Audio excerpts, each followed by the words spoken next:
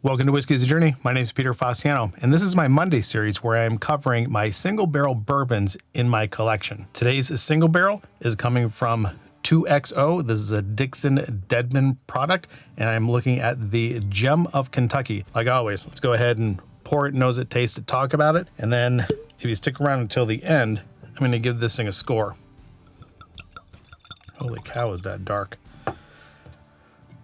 All right, so what we have here is a 2XO, which is a double oak product from Dixon Deadman. This is coming in at 47% ABV, 108 proof. It is a Kentucky Straight Bourbon whiskey, and it looks like this is a high rye mash bill of 35% rye.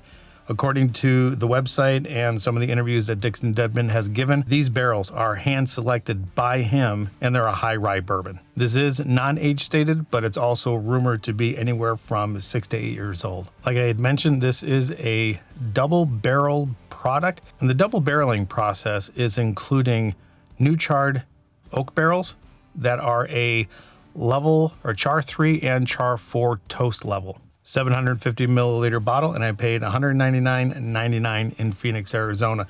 And I have barrel number 39. And as I was sitting here, this is extremely spicy, and I'm getting a lot of oak out of the glass. All right, on top of that oak and spice, I get cinnamon and apple. This almost has a slight vanilla Coke or vanilla soda kind of vibe to it, almost like a cream soda. That's it, not a vanilla Coke, a cream soda. Oak, cinnamon, apple spice, and cream soda. Let's go ahead and get it on the palate. Oh wow, that's really good. That apple cinnamon spice along with the oak is coming through on the palate just like it came through on the nose. I am not necessarily much of a high rye fan. I don't really like a whole lot of spice, but the sweetness and the spice that I'm getting in this glass, or at least on that first sip, is balancing itself out rather nice. And I'm really shocked on how much this actually tastes like an apple pie. It's a cinnamon apple pie with a big old scoop of vanilla ice cream right on top. That first sip was really, really good. Let's go ahead and get that second sip down. I'm gonna add a little bit of water to this, let it do its thing, talk a little bit about Dixon Deadman, about the 2XO brand, and then we'll give it one last nose, one last taste, and then we'll go ahead and score it. All right, let's get that second sip down. On that second sip, I definitely get a tremendous amount of oak. It's a little bit bitter, it's a little bit drying, but all of that apple, cinnamon, I would say it would be a pepper spice and even maybe cooking spices along with that cinnamon. That's all there, but it is a little bit more bitter than I would like, and that drying effect is maybe a little bit more than what I would necessarily like. That is the second sip.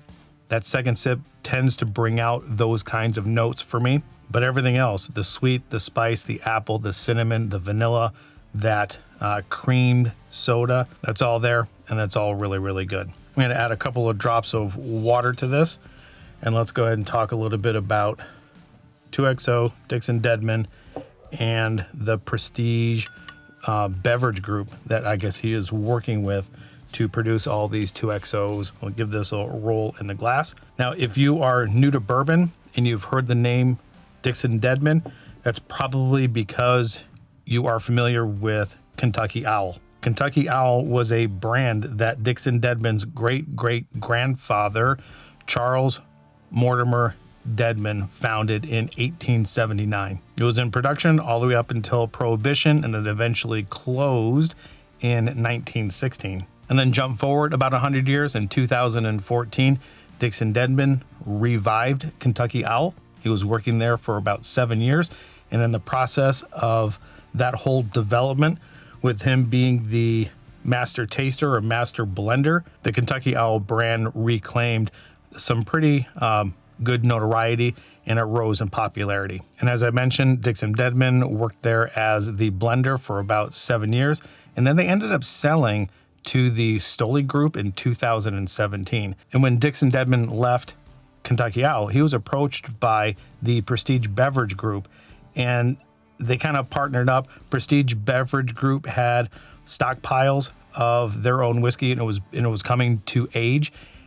It's an undisclosed distillery that they're partnering with, but Dixon Dedman came in, kind of took a look at the barrels and decided, yep, we're going to go ahead and go with this company. And then they ended up starting up the 2XO. And if you are familiar with 2XO, they released their Phoenix blend. I think that was the original release, followed by Innkeepers.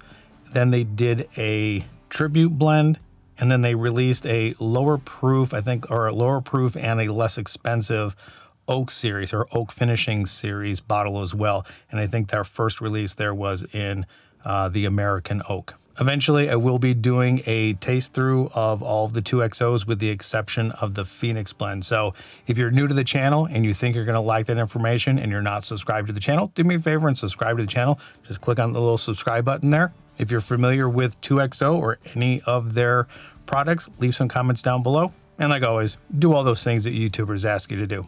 All right, now that this has been sitting in the glass with a couple of drops of water, let's go ahead and see if it has changed the profile at all. Okay, initially that brought out a little bit more spice, and then that apple note has now also revealed a little bit of cherry. Still get a good amount of spice, the cinnamon, the pepper, vanilla is in there, brown sugar, the cream soda note is still in there as well. And all around on the nose, this thing smells phenomenal. And especially with me not being such a high rye fan or a high rye mash bill bourbon fan, this actually smells really good. I think it's that apple, cinnamon, cherry note that kind of gets me onto that sweet side of things. All right, let's go and get this thing on the palate. Yep, just like always, adding water, at least to me, seems to bring out a lot more spice. It has flattened out the sweet side of things. I'm not getting as much apple and vanilla and that cream soda note than I did when I didn't add water. Adding the water also calmed down on that drying, that oak, and that barrel tannin on the side. The finish without water was rather long, and then now that the water is in there, the finish is rather short. I would not suggest putting, and this is just me, you can do whatever you want with your whiskeys, you can drink them however you want, but my suggestion and me going forward, next time I get into this bottle, I'm not going to add any water. I think this is exactly where it needs to be without adding water. All right, so if you are new here, my scoring system is out of 5 stars. I'm going to judge this based on not adding water to it.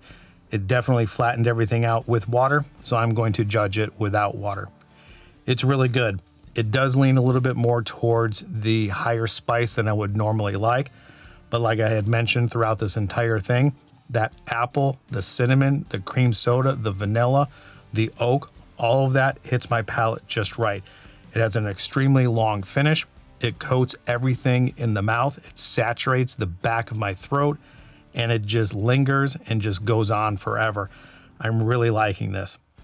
So based on all of that, I am going to give this 4 out of 5 stars.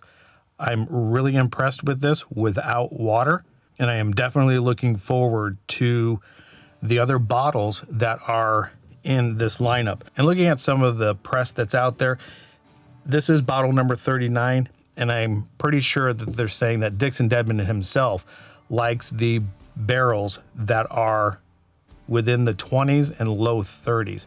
And I know going forward, they're only going to be doing 75 barrel releases annually with the Gem of Kentucky. So if you have any barrel other than number 39, or even if you have barrel number 39, let me know what you think of the Gem of Kentucky, what barrel you have in the comments down below. Do you like it? Do you not like it? Going forward, are you going to stick with the other offerings, or is this something that you're going to be shelling out $200 a year to pick up? So that's where I'm going to leave it. Wherever you are at in your journey, I hope you're enjoying it. And until the next time, we'll talk to you later. Bye.